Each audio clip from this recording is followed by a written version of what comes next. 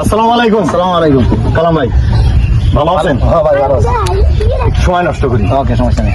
তা আপনি তো মোটামুটি 5-6 মাস হয় মাহিন্দ্রা যুব টেক প্লাস ট্রাক্টরটা দিলাম। তো আপনার নাম ঠিকানাটা একটু বলেন। আমার নাম মোহাম্মদ আবুল কালাম, গ্রাম শাহবাজপুর, থানা নবীগঞ্জ, জেলা হবিগঞ্জ। আচ্ছা কালাম ভাই, আপনি কিভাবে মাহিন্দ্রা ট্রাক্টরটা নিলেন, কিভাবে শুরু করলেন, আমাদের লোকজন কিভাবে পাইলেন একটু বলবেন? আমি গাড়ি চালাই, আমি ড্রাইভিং করি।